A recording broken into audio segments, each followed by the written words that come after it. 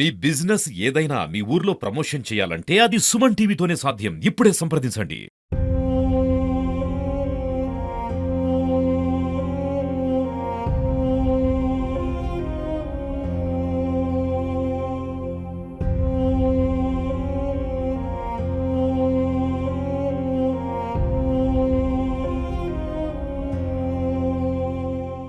నమస్తే, welcome to Suman TV. ఈరోజు special స్టోరీలో భాగంగా బోధన్ అయితే వచ్చినాము. బోధన్లోని చాలా ఏరియాలలో కూడా చాలా చెరువులలో వాటర్ అనేది కలుషితంగా అయిపోతుంది.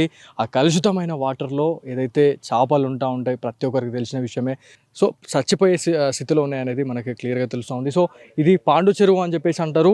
ఈ పాండు చెరువుకి చాలా పెద్ద చరిత్ర ఉంది అని చెప్పేసి మనము గతంలో కూడా మనం మాట్లాడుకున్నాము. ఈ చెరువుకి సంబంధించి ఎవరైతే కౌరవులు పాండవులు అప్పట్లో యుద్ధాలకు ఇక్కడ చేశారు. ఇక్కడ పాండవులు ఇది వాటర్కి యూజ్ చేసుకున్నారు, వాటర్ తాగడానికి యూజ్ చేసుకున్నారు, అన్నం అవి ఇవి వండుకోవడానికి ఈ వాటర్ని అయితే యూజ్ చేసుకున్నారు అని చెప్పేసి మనకు చరిత్ర చెప్తా ఉంది. కాకపోతే ఇవాళ ఇంత చరిత్ర ఉన్న ఈ చెరువుకి ఇలా ఇట్లాంటి గతి ఎందుకు పట్టింది అనే దానిపైన అయితే చాలా వరకు కూడా చాలామంది భయపడుతున్నారు. అసలు ఇన్ని వేల చేపలు అనేటివి ఎట్లా చచ్చిపోతున్నాయి అని చెప్పేసి చాలామంది చెప్తున్నారు. ఇది తెలుసుకున్న తర్వాత సుమన్ టీవీ బోధన్కి రావడం జరిగింది. సో ఇక్కడ మనతో ఒక తాతయ్య ఉన్నారు. అసలు ఏం జరుగుతుందనే దానిపైన మాట్లాడదాము.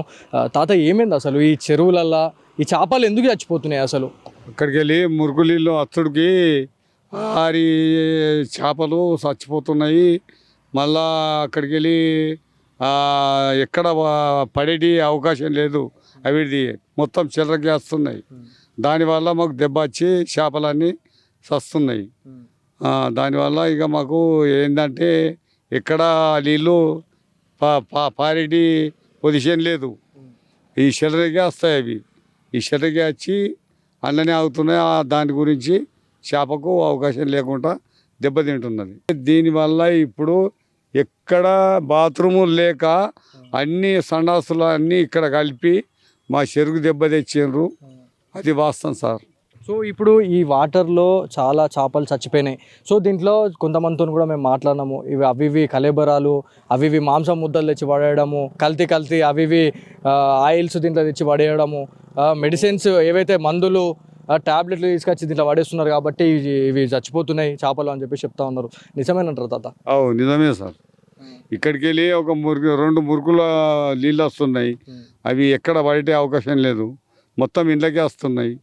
ఈ ఇండ్లకి వచ్చి చేపలకు మాకు దెబ్బ వస్తున్నది సార్. ఇది చచ్చిపోతున్నాయి మొత్తం చేపలు. ఇప్పటిదాకా మునిగి 2 రోజులు ఒకపరి నూకేస్తాయి. ఇప్పుడు తాత, ఇప్పుడు మీ గూన్లోళ్ళకి జీవనాధారము మొత్తం కూడా చేపలే.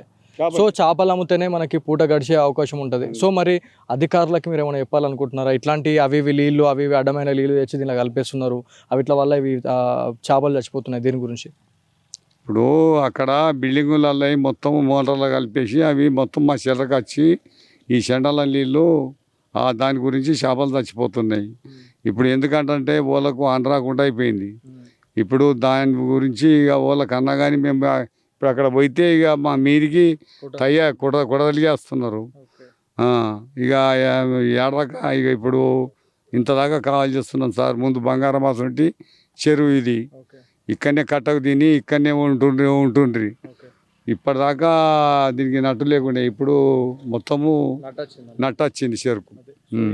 ఏదైతే మనకి చాలా ఏరియాలలో కూడా మనము చెరువుల గురించి చాలా విశిష్టత అయితే ఉంది. ఒక్కొక్క చెరువుకు ఒక్కొక్క ప్రాధాన్యత ఉంది అని చెప్పేసి మనము చెప్తూనే ఉన్నాము. కాకపోతే మనకి ఈ పాండు చెరువు గురించి మనం మాట్లాడుకుంటే చాలా వరకు ఒక చరిత్ర అయితే ఉంది అని చెప్తా ఉన్నారు. అప్పట్లో రాకాస్పేట్లోని ఏదైతే ఒక ఏరియా నుంచి గిల్లిదండ అనే ఒక ఆట, అది చాలా పురాతనమైన ఆట, చాలామంది ఆడారు, చాలామంది కూడా తెలుసు గిల్లిదండ ఆట గురించి. సో అప్పుడు ఆ గిల్లిదండ ఆడినప్పుడు ఆ గిల్లి వచ్చి ఇక్కడ పడిన తర్వాతనే ఇక్కడ ఒక యుద్ధ వాతావరణం జరిగింది. ఒక దేవుడు అనేవాడు ఇక్కడ వెలిసిండు అని చెప్పేసి మనకి చరిత్ర చెప్తుంది అని చెప్పేసి మనకు ఒక తాతయ్య అయితే చెప్తా ఉన్నాడు. సో ఈ చరిత్ర గురించి మాట్లాడుకుంటే బోధన్ గురించి మనము ఎంత మాట్లాడుకున్నా తక్కువనే. సో చరిత్రకు పుట్టినిల్లుగా బోధన్ని కూడా మనం చెప్పుకుంటూనే ఉంటాము. సో ఇవాళ ఇలాంటి చెరువు ఇలా ఇంతవరకు చాలా కబ్జాల కూరల్లో చిక్కుకుపోతుంది. అదేవిధంగా చాలా వరకు కూడా చేపలు చచ్చిపోతూ ఉన్నాయి. ఏవైతే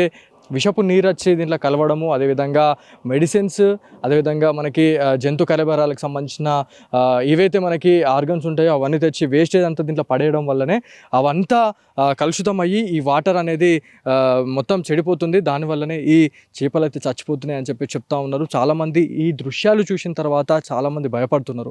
సో అసలు చెరువుకి ఏమైంది, చెరువులో ఉన్న చేపలన్నీ ఎందుకు చచ్చిపోతున్నాయి అని చెప్పేసి చాలామంది చెప్తున్నారు. ఇదే చెరువులో నుంచి ఈ వాటర్ ఏవైతే ఉన్నాయో కొన్ని వందల వేల ఎకరాలకు కూడా సాగునీరుగా ఇది ఉపయోగించుకుంటారు అని చెప్పేసి కూడా మనకి బోధనకి సంబంధించిన కొంతమంది ప్రజలైతే చెప్పడం జరుగుతూ ఉంది. సో ఏదేమైనప్పటికీ చెరువులను కాపాడుకుందాము, ఆ బాధ్యత మనపైనే ఉంటుంది.